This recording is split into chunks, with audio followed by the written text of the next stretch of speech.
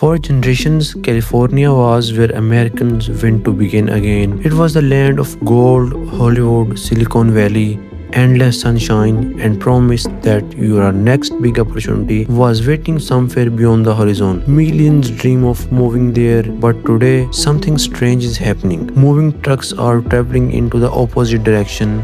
Families are trading California beaches for Texas suburbs. Retirees are crossing into Nevada and Arizona. Remote workers are carrying California salaries to states where their money buys far more. Even some lifelong Californians are asking a question they once considered unthinkable. Can I still afford to build a future here? According to California Department of Finance, the state lost nearly 289,000 residents through net domestic migration in 2025. That does not mean 289,000 people simply disappeared. It means that when movement between California and other American states was calculated, hundreds of thousands more left than arrived. And this is not merely a temporary reaction to the pandemic.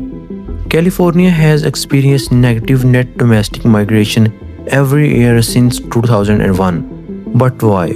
Why are people leaving a state with some of the world's most valuable companies, highest salaries, best universities, spectacular landscapes, and most desirable weather? Is it really because of taxes? Is housing destroy the California dream? Or has the promise of California simply become too expensive for the people who keep the state running? The real answer is much more complicated, and it begins with one monthly payment. Imagine two families, both earn respectable incomes, both work hard, both want a safe neighborhood, enough space for their children, and the opportunity to own a home. One family lives in California, the other lives somewhere like Texas, Arizona, Nevada, or North Carolina. On paper, the California family may earn more, but when the rent or mortgage leaves their bank account, their financial lives begin to look completely different. California Legislative Analyst Office estimates that a typical mid-tier home in the state costs approximately $775,000, more than twice the price of a comparable home nationally.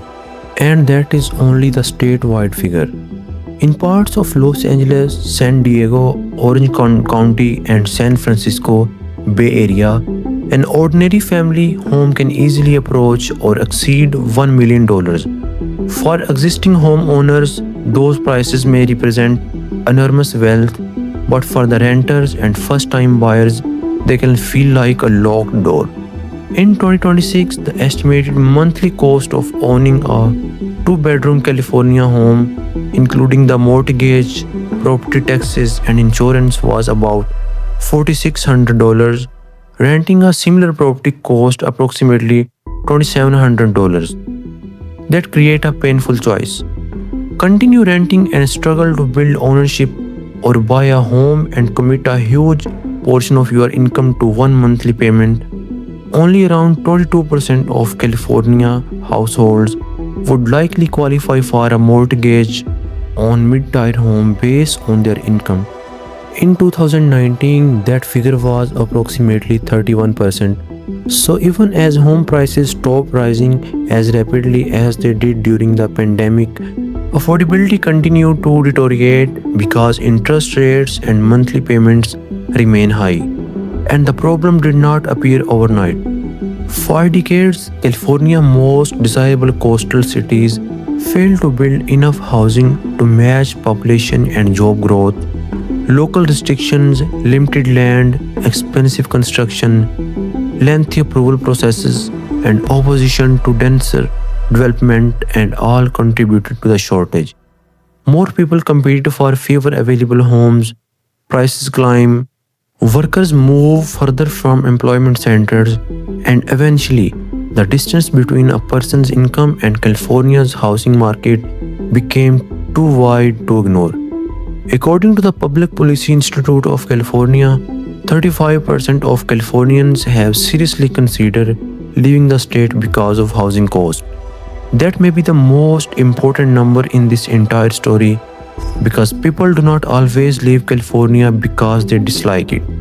Many leaves because they can no longer afford the version of life they want within it. Now talk about the high income trap. California has some of America's highest salaries, but a high salary and a comfortable life are not necessarily the same thing. Consider a professional earning $120,000 a year in the Bay Area. From a distance, that income sounds impressive, but subtract federal and state income taxes, expensive housing, transportation, utilities, insurance, childcare, and everyday expenses, and the lifestyles may feel surprisingly ordinary. Now imagine that workers receive permission to work remotely. Suddenly, the relationship between job and location is broken. The employee can keep a similar income while moving to a place where a larger home costs hundreds of thousands of dollars less. During the pandemic, this calculation became possible for millions of Americans. Remote work did not create California's affordability problems. It simply gave more people permission to escape it. Researchers at the Public Policy Institute of California found that more than half of higher income Californians who left during the pandemic reported working from home. Before remote work, leaving California might have required sacrificing a career.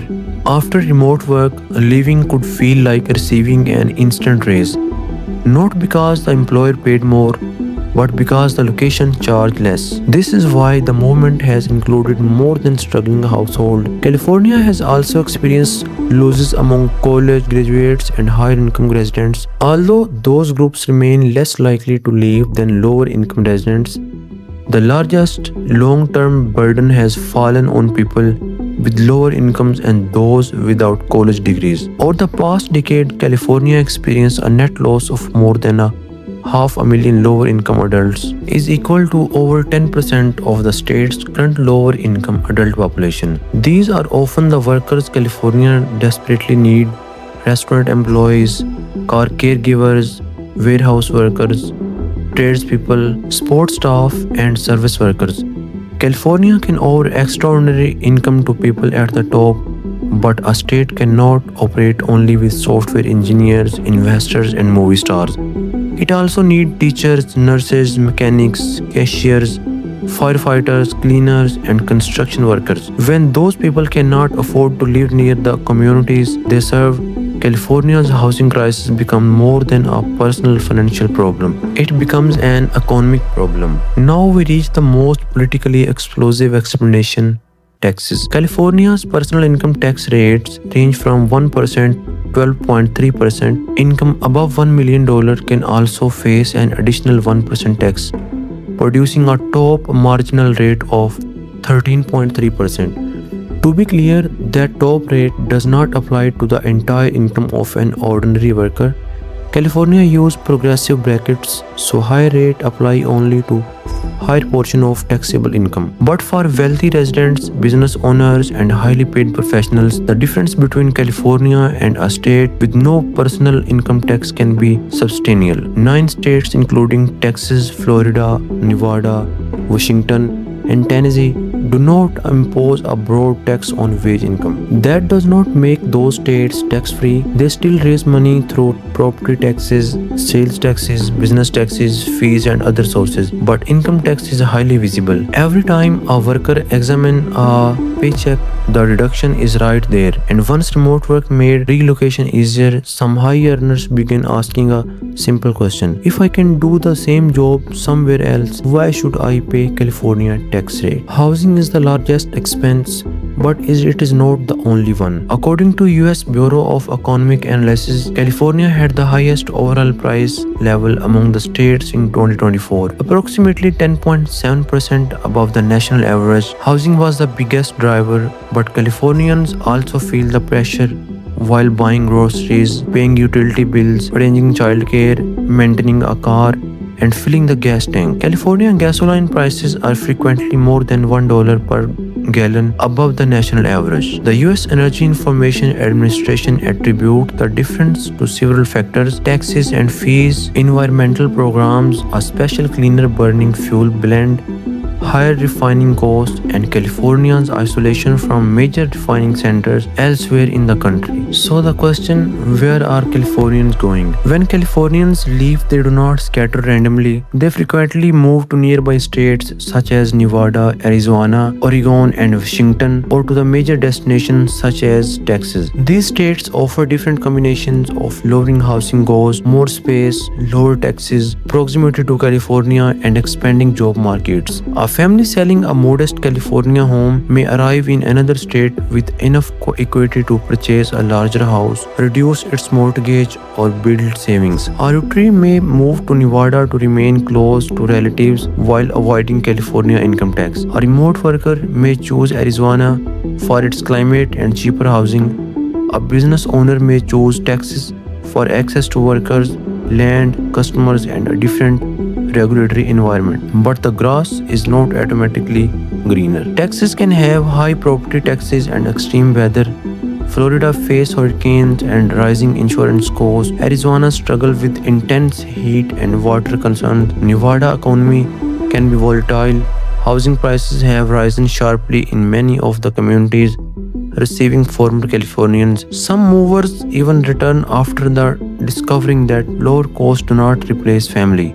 Professional workers, California's climate, cultural diversity, or access to world-class industries. Leaving California involves a trade. People gain something, but they usually surrender something too. California once represented the American promise that movement could improve your life. People crossed deserts, mountains, oceans, and national borders to reach it. Now some Californians are using that same promise to leave. They are not necessarily rejecting the state. They are searching for something California once offered them: space, possibility, security, and the belief that hard work can create a better future. Housing cost may begin the calculation. Taxes, fuel, insurance, childcare, traffic, and everyday expenses add weight to it. Remote work make the move possible, and eventually a family looks at the number and realizes that staying has become more frightening than leaving. That may be the true California paradox. The state remains one of the richest, most innovative, and most beautiful places on earth. Yet for many ordinary workers, that success has made access to California's lifestyle increasingly difficult. California's future will not be decided by whether it can attract another billionaire, technology company, or blockbuster production. It will be decided by whether teachers can live near their schools, whether nurses can afford home near their hospitals, whether young adults can imagine raising families in the communities where they grew up, and whether a high salary can once again produce something more valuable than a high monthly bill. Because people rarely abandon a place they love without a reason. They leave when the future they want appear more affordable somewhere else. So, is California still the American dream, or has the American dream simply packed its bags and moved to another state? If you were offered the same salary in California and Texas, where would you choose to live? And what influenced your decision most? Share your answer in the comments.